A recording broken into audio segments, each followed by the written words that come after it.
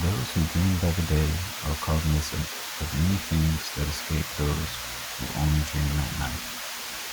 Edgar Allan Poe, Illinois. Go to bed and wait for the SandMan. Even as it comes out of Daniel's mouth, it seemed for him a strange thing to say, and he was not sure why he had. But for some reason, it worked. Daniel went to bed. The next morning, though, he asked, what did the SandMan look like? James was making breakfast. Daniel sat at the table, short legs swinging under his chair. Nothing really, James said. It's just an expression. What does it mean? Just something people say. He put a plate of eggs in front of Daniel and kissed him on the top of his head. He thought that would be the end of it, until he saw the SandMan for himself. He was getting ready for bed and stopped by Daniel's room to check on him while he slept, as he often did. It was such a routine precaution that when he saw a pale, naked man sitting on the edge of Daniel's bed rocking back and forth, it took a moment for him to process what he was seeing. He reacted any way that the father would, of course, and he ran into the room screaming, and for a moment he thought about attacking the intruder. But then the man on the bed turned, and that's when James saw it really wasn't a man. It was a pale, slithery thing, hairless and warped. Its joints turned the wrong way, and its body out of shape with itself. When it moved, it was like an insane marionette dancing on a stage. James froze. The skittering thing watched him. He felt spreading warmth, and he realized he just pissed his pants. And when he remembered that Daniel was still there in the bed, staring at the broken-shaped thing sitting a foot away, did he regain the courage to move. He grabbed Daniel and ran. In the hall, he didn't even see if the thing would follow him, and it didn't. For a moment, it watched him, moving like a stop-motion nightmare. It crawled to the window and jumped out, leaving only the billowing curtains to mark its passing. James had trouble talking to the police. He reported a break-in, but when to describe the intruder, didn't know what to say. How could he make an ordinary man in the blue uniform sitting at the kitchen table while two of his colleagues searched the house and understand the thing he'd just seen? He couldn't even understand it himself. To make it worse, Daniel's memory did not correspond to James. He describes an ordinary-looking burglar, a man in a mask, he said. James thought about it. Had it been a mask? No, it would have to have been a full costume, and an elaborate one. Something like they'd use for a movie. And that wouldn't explain the way it moved. But in the end, he simply echoed his son's testimony. A man in a mask, he said, a burglar. The lie unsettled him as much as what had happened. The doctor said Daniel wasn't hurt and showed no signs of molestation. James was relieved. They stayed at the hotel for a couple nights until he felt ready to come home, and then James had a new security system installed, along with bars on the windows. He didn't like the sight of them in Daniel's room, but it seemed like the only thing to do. James was frightened that first night back in the house, but Daniel, strangely, wasn't. When asked if he felt okay sleeping alone, he just said yeah. In the end, it was James who found himself wishing he were not sleeping alone. He was up all night listening for the sound of anything moving in the house. Although he'd convinced himself that his memory was faulty, and that it had been a normal, albeit probably deeply disturbed, man in his son's room. When he closed his eyes even for a moment, he pictured bloodless skin and a twisted, inhuman face. He found himself wondering, why my house? Why my family? He knew, of course, that there'd have to be a reason, but still he wondered. 2 weeks later, Daniel stopped talking. James didn't notice at first. Kids went through quiet phases sometimes, but eventually he tried to get Daniel to talk, and he wouldn't. Eventually, it became clear that he couldn't. Back to the doctor they went. Nothing wrong with him that we can see, was the diagnosis. Was it the trauma? James asked. Could be, they said. Sometimes these things come on late. Children can be a mystery even to those who know them best. They recommended a child psychologist, whom James couldn't afford.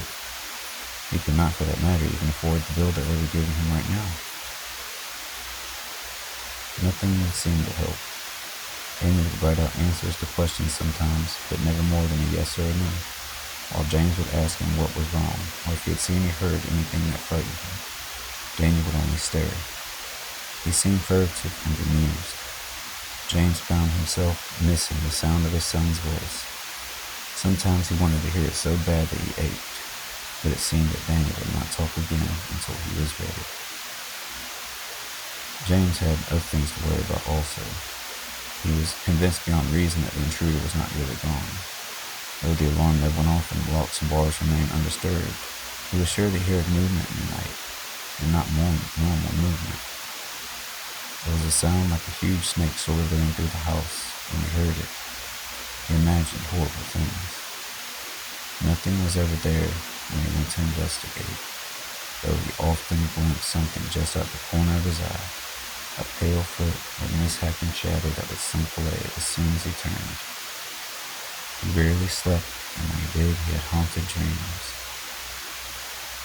Soon he realized he had not left the house in weeks, except to go to the bank and buy groceries.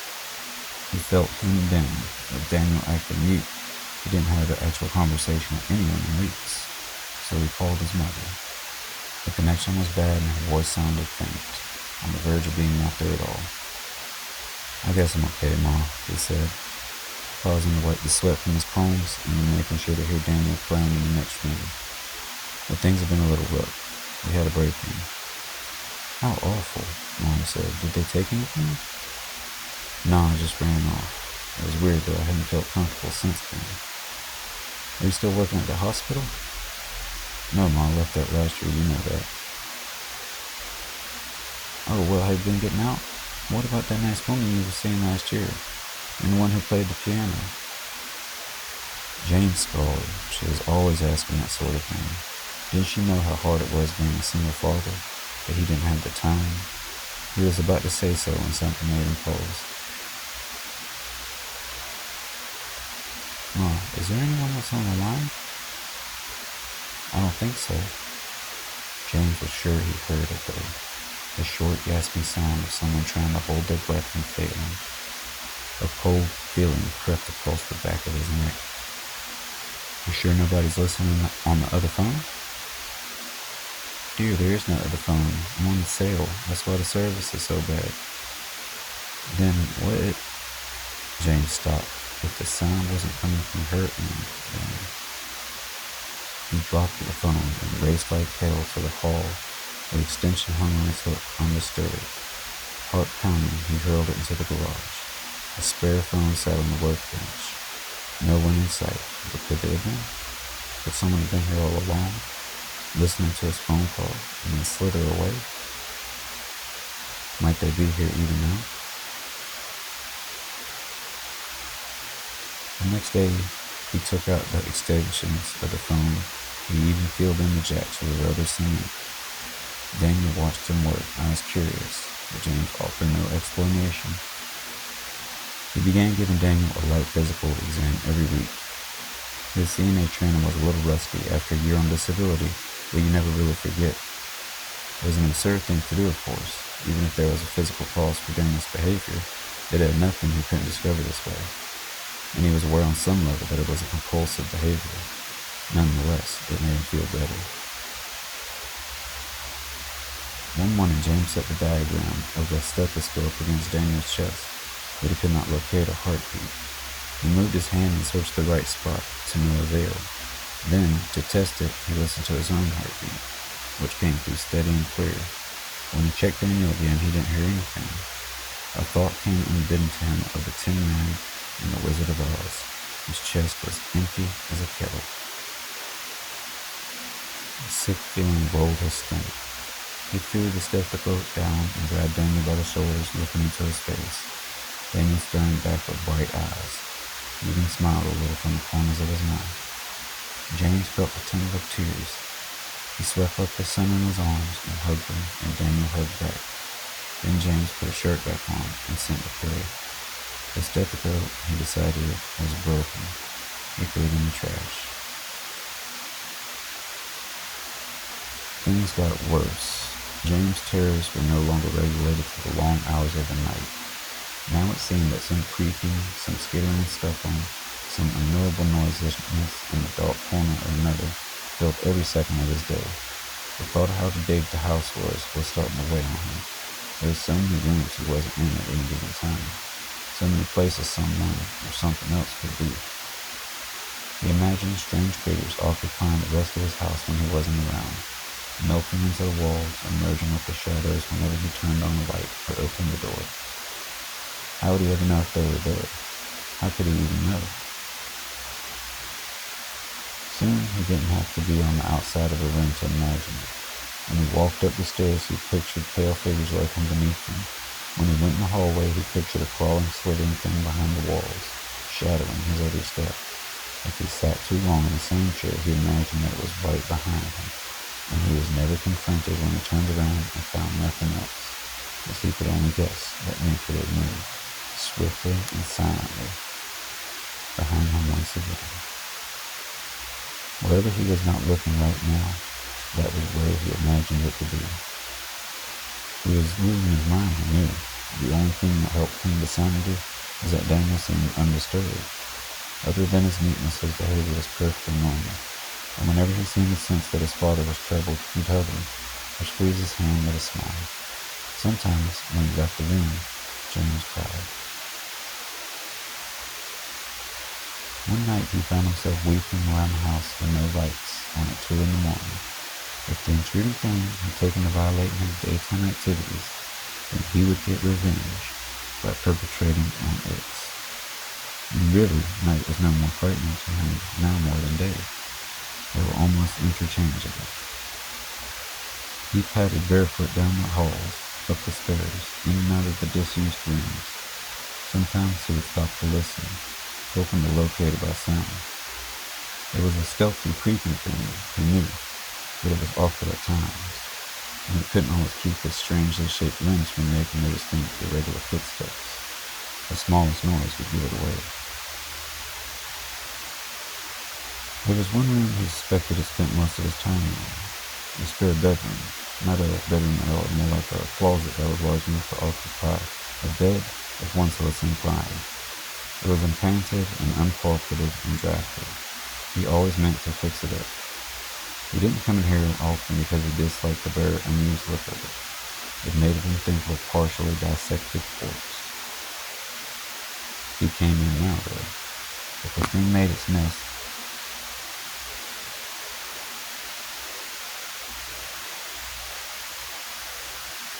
of course there was nothing there now, but he didn't mean there was nothing there. He cursed, running a hand through his sweat-damp hair. What was he missing? How had it had to happen from him? What was his secret? He peered into the room's empty corners one by one, getting his face a few inches from the plastering floorboard so he can be certain there's no space to conceal itself. The light bulb flickered and froze. My God, he thought us on the ceiling. He pictured it crawling above him like a huge, pale lizard. That's how it gets around, he thought. That's how it escapes any time I should have it cornered. It just falls up the wall and hides right over my head. He imagined it dangling right behind him like a spider. If I turn around, he thought, it'll be there, hanging with his face right next to mine. He held his breath. He did not want to turn around. He had no choice. It was between him and the door. With a quiet sob, he grounded his heels. Of course he was alone. No man on the ceiling. He checked twice. Maybe it crawled out and was waiting in the hall, but when he checked there, the coast was clear too. It should have been a relief that it was not after all. It had to be in here somewhere. If the ceiling was not the trick, that just meant something else, something even more strange or even clever. He went into Daniel's room. He had not stopped checking on him at night like he always had.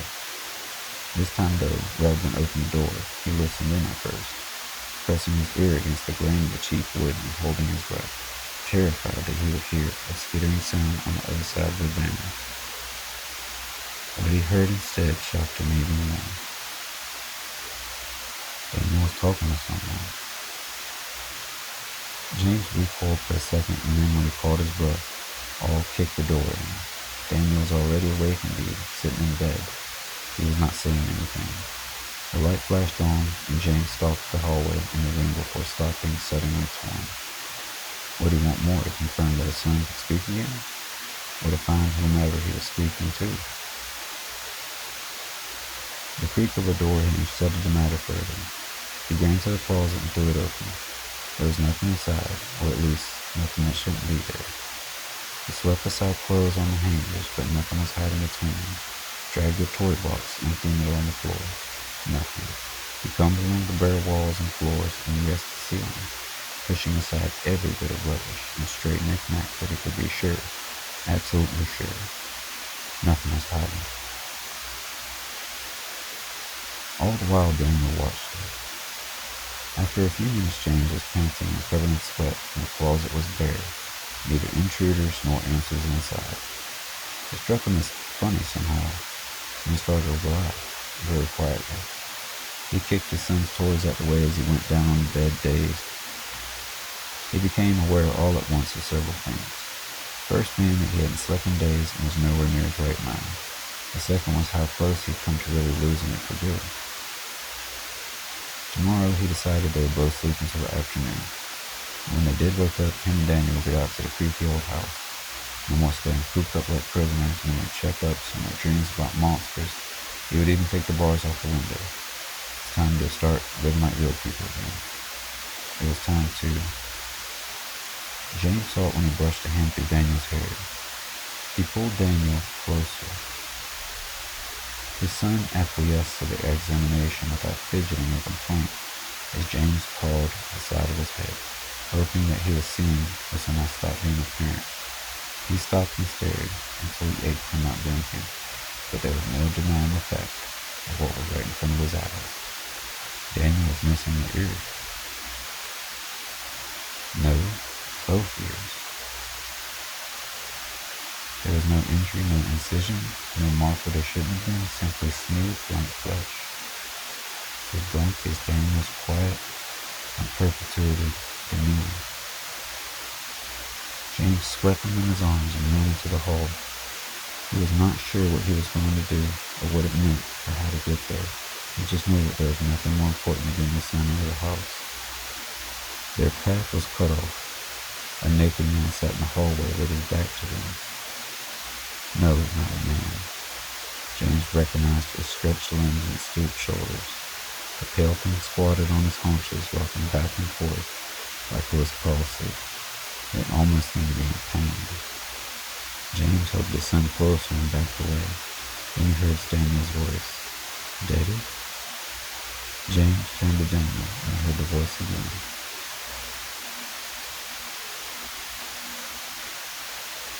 Daddy? But Daniel's lips hadn't moved. James looked back at the hunched figure. Its head jerked while it talked like a tick. Hello, Daddy. James' mouth went dry. It took several tries before he could speak. Don't call me that. It's this voice's name for you. Go and leave my family alone. I am your family. The longer it talked, the more voice became distorted and blurred. An icy feeling nestled in James' stomach. Who are you? Someone who came to visit. Why here? You invited me.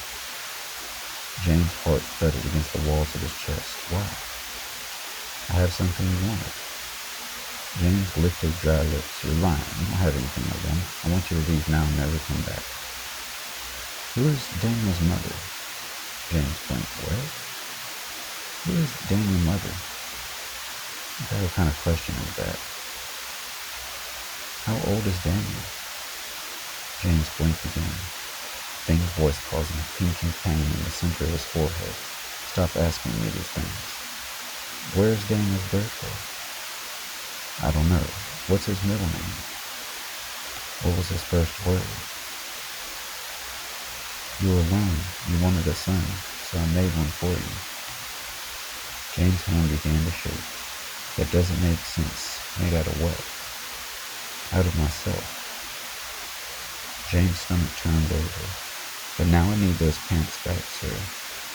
Daniel picked at James' shoulder to get his attention. Something was strange about Daniel's face. Daniel, open your eyes. Daniel scrunched his eyes shut tighter. Open your eyes, Daniel. Open your eyes. Daniel shook his head, trying to refuse, but he couldn't hold it forever. Eventually his eyelids flicked up and James saw the truth. Daniel's eyes were gone. James almost dropped him. For a second he wanted to throw his son down so he could stop looking at those empty holes in his face. Daniel opened his mouth as to speak, but he had no voice. He's coming back to be part of me again. I cannot. It's been too long. I warned you that this would happen. I did not lie. I warned you he cannot exist forever. But you do not remember. You can only remember what you want to. You forget all the times we have talked. Daniel felt like a doll or empty bag. His hair was falling out, disappearing before it touched the ground. His hands vanished into his sleeves and his feet rolled up into his pants cuffs. James cradled the tiny shapeless thing, tears streaming down his face. Soon he held a pile of empty clothes, and then those two were gone. He looked around the house. Toys disappeared, photos vanished from the frame, and Daniel's little shoes were no longer by the door. James turned down the room and confronted a wall where the door should be. He broke the blank surface, fingertips scrambling. He hit his head against the wall.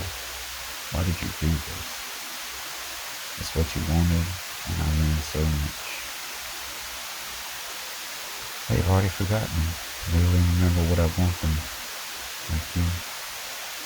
James pressed his hands to his aching skull. Will I at least remember him after this? You can try, but your mind will fail you. Now that everything he was, he's part of me again. James sat on the floor, looking at the blank wall. In the corner of his eye, he saw the thing creep towards him, and he even felt its wet hand on his shoulder, but he did not look at it. If I won't remember any of this, then why tell me? Because the father should know. And then James was alone. Abigail worried about James sometimes. When they met a year ago, he said that he had never been married, never had kids. There was a certain pain of expression he assumed when he said the last part. Abigail knew that too. She'd met parents who'd had children who died before. He learned to recognize it. And there were other things about him that worried her too. Sometimes she would find him staring at a particular spot on the wall, brow furrowed in concentration. He did not seem to realize he was doing it. And of course the insomnia and the sleepwalking were considered too. Yes, there was a lot of things to worry about, but she loved them all the same. James still said he never had kids, and neither had she. She'd long wanted them, but it was impossible when she worried that James wouldn't still with a woman who couldn't be a mother. Though he constantly assured her that was not the case.